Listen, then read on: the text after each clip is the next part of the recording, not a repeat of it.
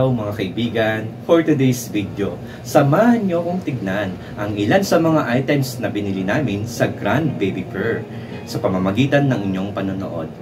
Tara tignan natin mga kaibigan. Stay put lamang kayo dyan. Enjoy watching. Maraming salamat. Narito mga kaibigan yung mga binili namin. Dalawang plastic na malaki. Aakalain yung kala mo puro laruan.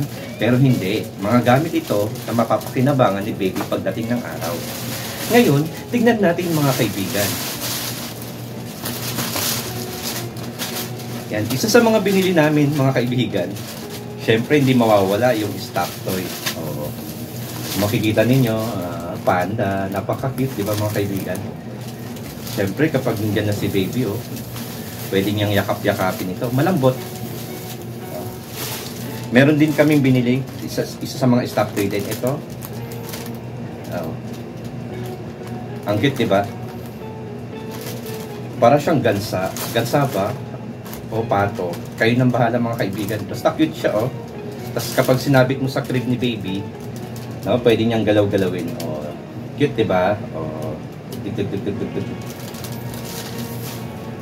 Yan. Siyempre kapag aalis kami, halimbawa nandiyan na si baby, hindi mawawala yung lalagyanan ng mga pampers niya. Pwedeng ilagay rin dito yung mga bottled milk niya. Etong bag. Yung pinili namin disenyo, Coco Melon.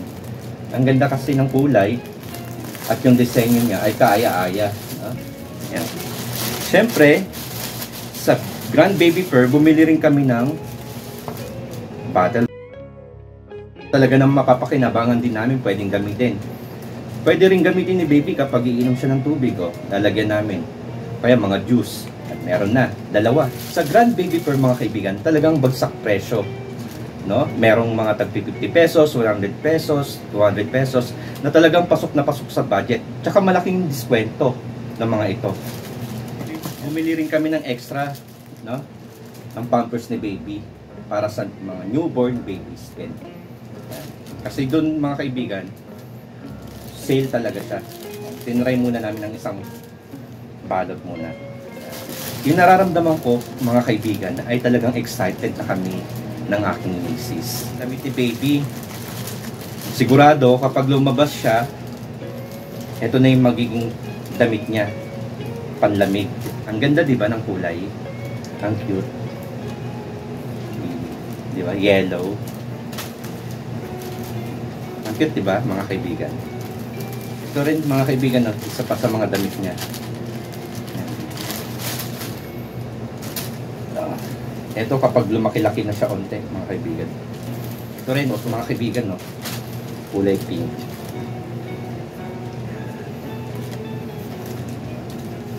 Kayo ba, mga kaibigan, kapag namimili, ganun rin ba? Di bali ng makabili ka muna pa isa-isa para meron siyang magagamit, di ba? Bumili rin kami ng silicone food bib. Siyempre kapag kakain siya, kailangan meron nakalagay dito para masasalo yung mga nalalaglag na pagkain. Hindi matatapon sa sahig, Kadalasan kasi mga kaibigan, di ba, kapag kumakain ng baby, makalat.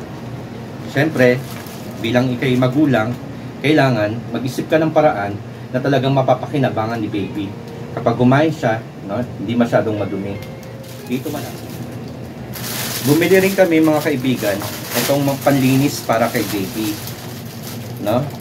Kinuha namin set, ito, Complete Health Care Travel Kit. Yan. Coral Baby suntatak nito. Yan. Kung mapapansin nyo mga kaibigan, meron na siyang suklay, meron siyang toothbrush, meron ding panlinis ng kuko, na talaga naman kapag ginamit mo ito kay baby, magiging komportable siya sa mga bagay na ito. Yan. Complete Healthcare Travel Kit. Siyempre, hindi mawawala sa mga binili namin. Siyempre, kapag nandyan na si baby, di ba? Kapag gusto namin siyang buhatin, halimbawa, isabit lang dito sa aking katawan, bumili rin kami ng ito. Hip seat carrier. Yan. Siyempre, kapag gusto mong halimbawa, ayaw mong hawakan si baby, gusto mo lang nakasabit sa kanya. Ito yung babagay, talagang mapapakinabangan, Kapag naglalakad ka, komportable. At hindi mo aalalahanin na malalaglag si baby kasi talagang nakakapit sa katawan mo itong hip seat carrier. Siyempre, ito pa, may isa pang plastic bag mga kaibigan. Bumili rin kami ng extrang pillow ni baby. No? Yung design niya, unicorn, tapos rabbit ba to? Tapos kulay pink, no? Kung titignan nyo mga kaibigan, napakaganda. Bumili rin kami ng bag. Oh. Yan, unicorn. No? Napakaganda ng design niya din mga kaibigan. Yan. Bumili rin kami ng cotton buds mga kaibigan. Yan, panlinis ng tenga ni baby. Siyempre, sa paglilinis ng tenga ni baby, kailangan maging maingat tayong mga magulang, no? Hindi lang basta sinuot natin yung cotton buds, dapat smooth lang, dahan-dahan lang. Talagang hindi mo masusugatan yung loob ng tenga niya kasi hindi pa kapag, diba? Sabihin niyo siguro mga kaibigan, dami naman nilang pinamili. Itong mga binili namin mga kaibigan ay talagang malaking diskwento nito, no? Yung mga presyo nito ay bagsak talaga. Tapos bumili din kami ng yan, breast milk storage bottle. 4 pieces siya mga kaibigan. Yan. Halimbawa kapag pumasok si Mrs. sa trabaho, mag-iipon siya ng milk, ilalagay niya dito, tapos ilalagay namin sa freezer para pagdating niya, halimbawa pagpapainom siya ng gatas kay baby, pwede namin iinit, no? Then, iinumin ni baby. Yan. Dito ilalagay sa storage bottle. Yan.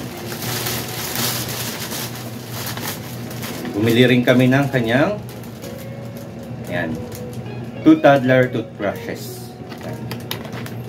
Talagang mapapakinabangan ito ni baby. Yan.